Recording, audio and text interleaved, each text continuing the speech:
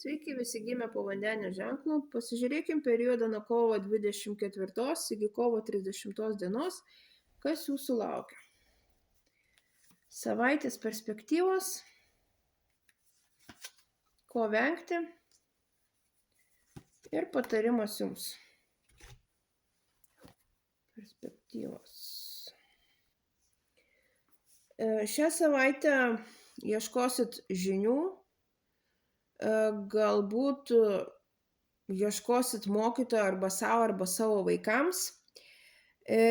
Panašu, kad bus situacijų, kuriuose norėsite aiškumo, tai spręsite tokias situacijas.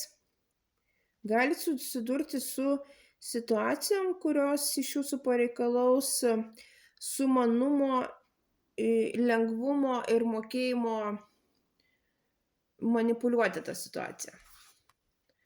Ko vengti? Venkite per didelio alkoholio naudojimo, vartojimo, persivalgymo, persišventimo. Taip pat labai atsargiai atsirinkite žmonės, kuriuos priimat į savo draugų ratą. Ir patarimas jums: